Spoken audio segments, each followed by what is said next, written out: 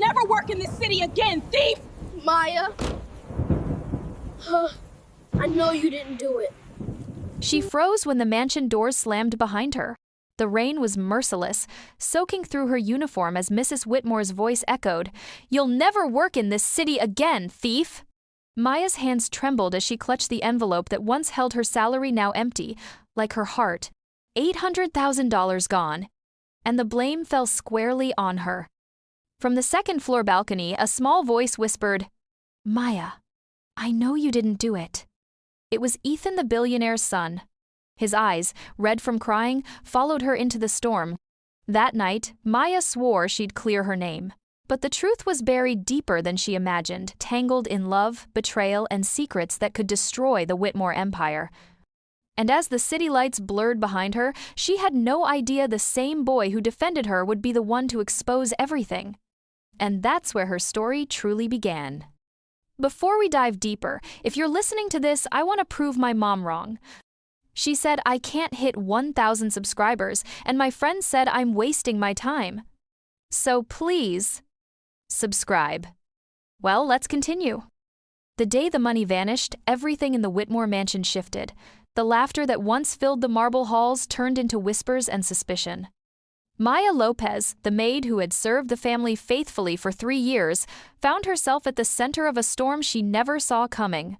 She'd just finished polishing the grand staircase when Clare Witmore, Richard's glamorous wife, appeared in the doorway. Her silk robe shimmered, but her eyes burned cold. "Maya," she said sharply, "come with me." Maya wiped her hands on her apron, heart thumping. "Yes, ma'am?" Clare led her into Richard's study, a room Maya rarely entered. The scent of leather and old money filled the air. On the desk, an open safe gaped wide, its contents scattered. Richard stood by the window, his jaw tight. $800,000, he said quietly. Gone. Maya blinked. "Sir?" Clare folded her arms. "Don't play innocent. You were the only one cleaning here yesterday." Maya's breath caught. "But ma'am, I don't even have a bank account." Richard's silence was heavier than words. He was a man who built empires with his instincts, and right now, his eyes carried doubt. That broke her more than the accusation itself. "I swear on my mother's grave, I didn't take anything," she whispered. Clare leaned closer, perfume sharp and suffocating. "Then who did, The ghosts?" Maya's hands trembled. The mansion's cameras, she remembered, had been under repair for 2 days. Perfect timing. She wanted to speak, to fight, but every word died on her tongue. Later that night, as she packed her few belongings into a small duffel bag, she felt the sting of betrayal settle in her chest. Other maids avoided her eyes. The guards looked away. Only one person dared to speak: Ethan, Richard's 12-year-old son. He knocked softly on her door. "Maya, are you leaving?" She forced a smile. "I have to, sweetheart." "But you didn't do it." His voice cracked. "I told Dad, but he just walked away." Maya knelt beside him. "Sometimes grown-ups make mistakes too." Ethan's lip quivered. "She's lying." "Claire. She told the driver to deliver something to a man at the casino." "I heard her."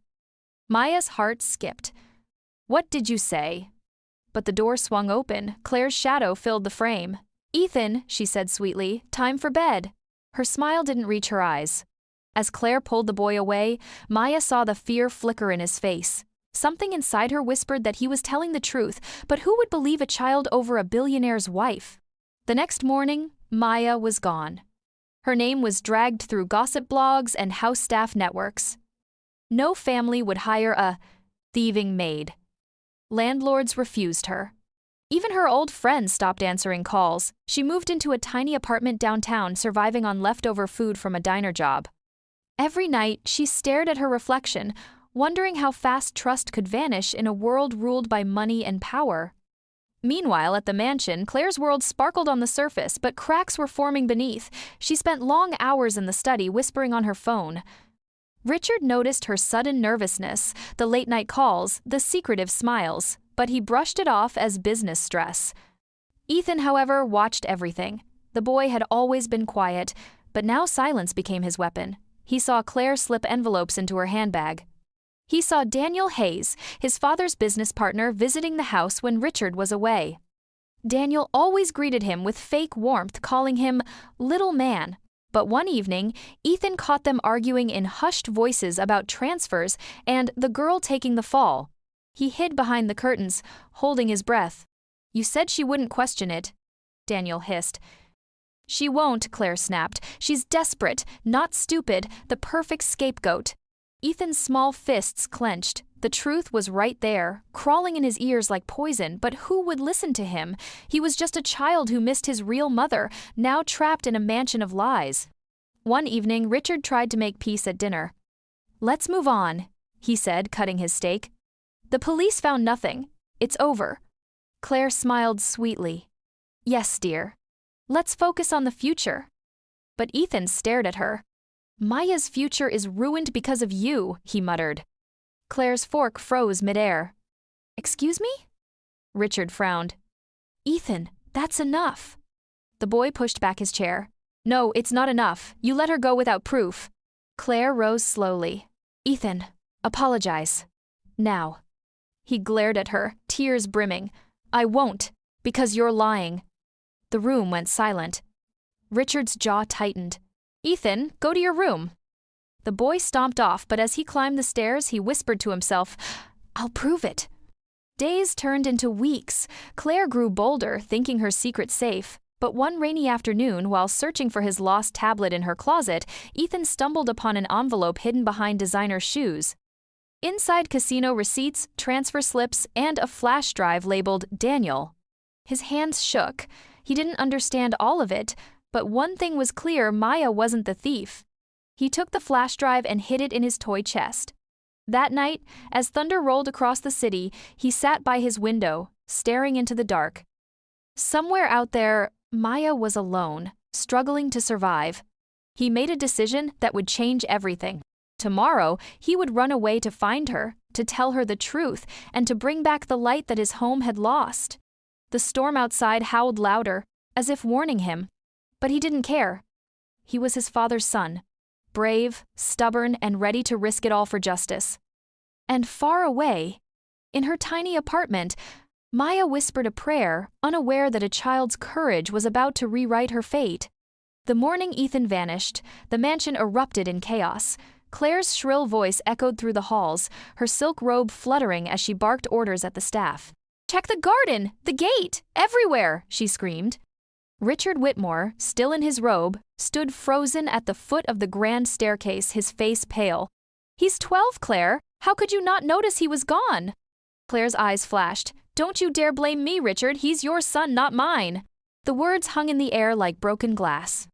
Down the road, unnoticed by the search party, a small boy in a raincoat boarded a bus headed downtown. In his backpack were 2 sandwiches, a water bottle, and the flash drive he'd hidden days earlier. Ethan's hands trembled as the city skyline swallowed the horizon. He wasn't just running away, he was running towards something that felt right.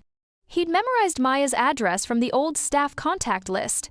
It took him 2 buses and a long walk through unfamiliar streets, but by afternoon, he was standing before her, building a weathered apartment with peeling paint and a broken elevator. When Maya opened her door, she gasped, "Ethan?" He grinned weakly. "I found you." Her heart raced. She pulled him inside, wrapping him in her arms. "What are you doing here? Your father must be worried sick." Ethan shook his head. "He doesn't believe me, but I have proof." He opened his backpack and handed her the flash drive. "Claire and Daniel, they planned everything. I heard them talk about making you the scapegoat." Maya's lips parted. "Ethan, are you sure?" "I saw the receipts. I know it was them." His voice was small, but steady. Maya's throat tightened. The world seemed to spin disbelief, anger, relief, all colliding at once. She had spent months swallowing humiliation, yet here was the one person who never doubted her. She smiled softly, tears forming. "You shouldn't have come alone." He wiped his nose with his sleeve. "I'm not scared. You believed in me when everyone called me spoiled. Now it's my turn." Maya's chest ached. She brewed him some hot chocolate the same way she used to after his nightmares. As he sipped, she studied his face. There was determination there, the same quiet strength she'd always admired in him. "I'll take this to the police," she said at last. "But first, I need to see what's on it." Ethan nodded. Together, they borrowed a neighbor's laptop. When Maya inserted the flash drive, a folder appeared labeled W Transactions. Inside were screenshots of money transfers between Richard's business account and an offshore bank authorized under Daniel's name, with Claire's personal email attached to several confirmation messages. One video file made Maya's blood run cold. It was a recording from the mansion's office, likely from Claire's own phone. Daniel's voice filled the room. "She'll take the fall. The maid won't fight back. She's too scared of losing her job." Claire's laughter followed. "Perfect. By the time Richard finds out, we'll be gone." Maya covered her mouth.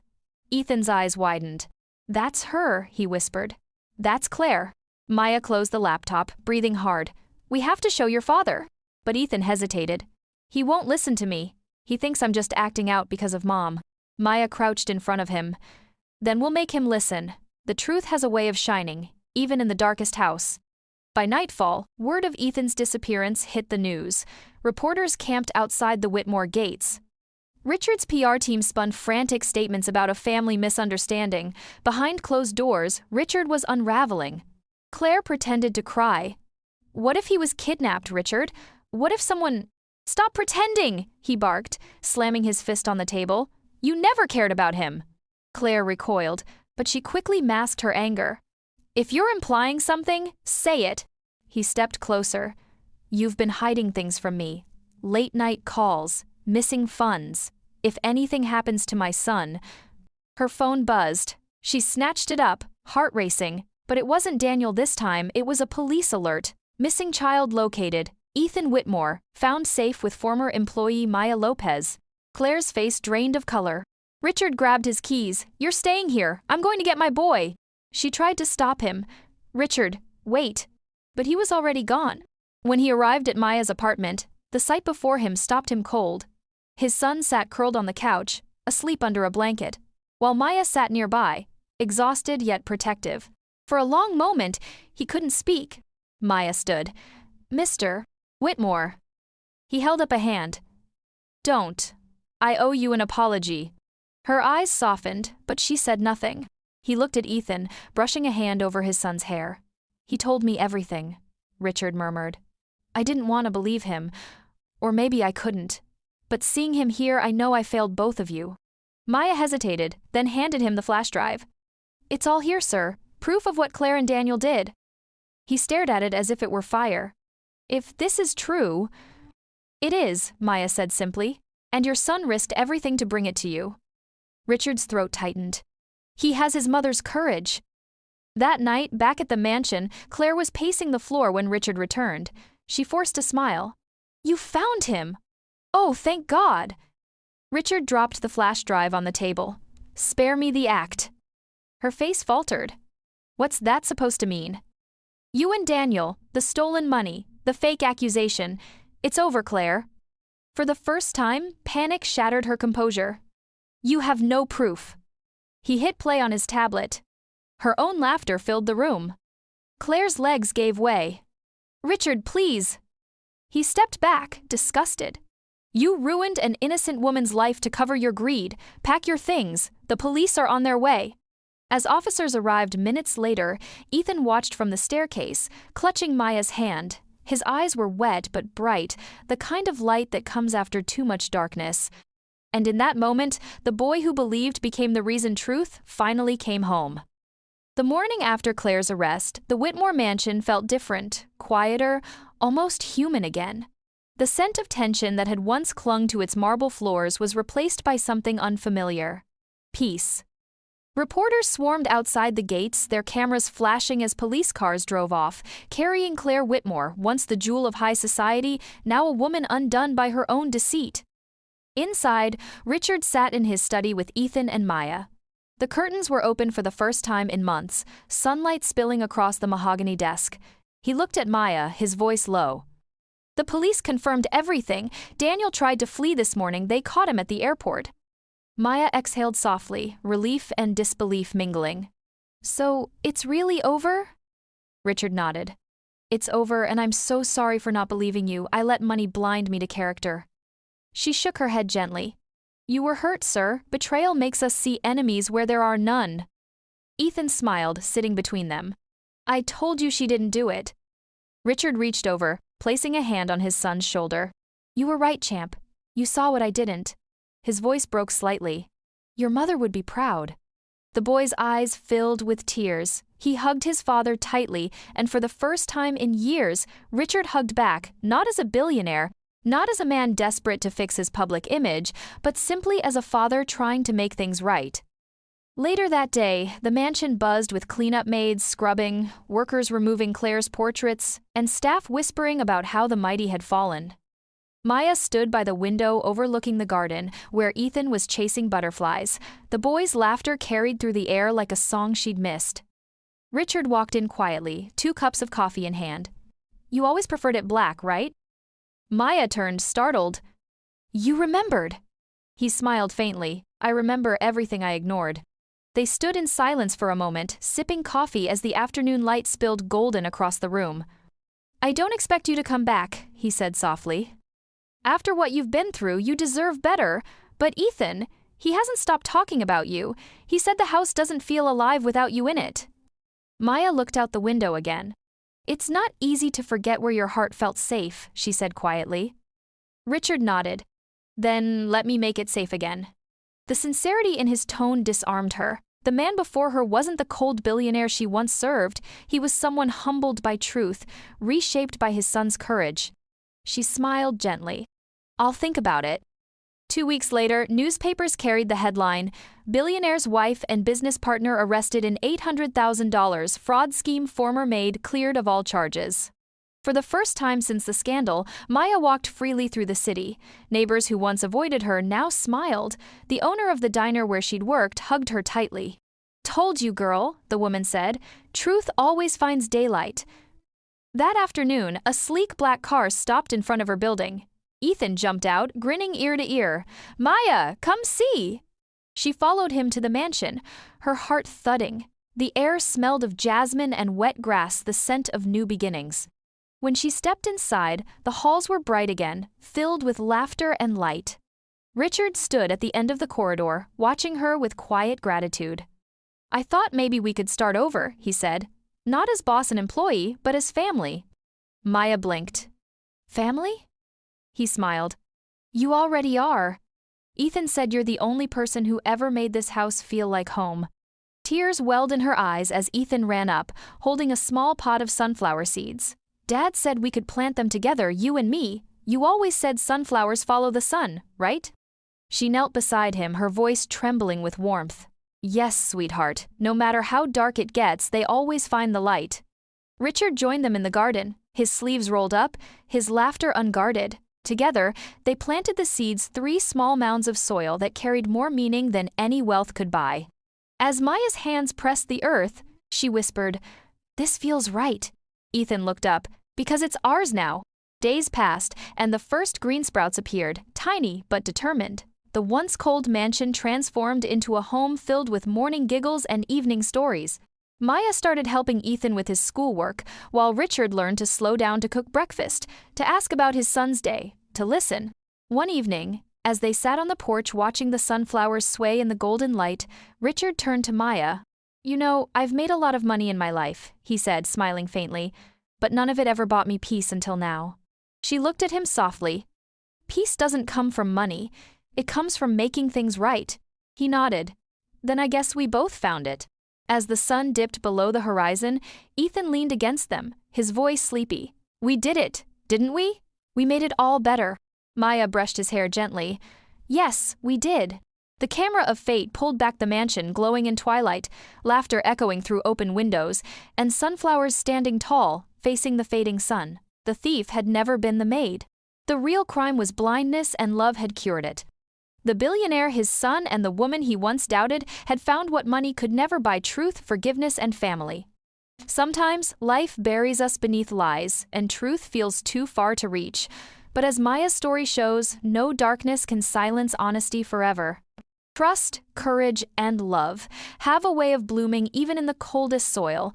We all make mistakes, but what defines us is the grace to make them right. If someone ever believes in you when the world doesn't hold them close, they might just be your sunflower in the storm. If this story touched you, hit that subscribe button for more emotional tales from King's Folklore. And even if it didn't, come on, subscribe anyway, we'll win you over next time. Drop a comment, like the video, and let's keep the stories alive. Thanks for watching.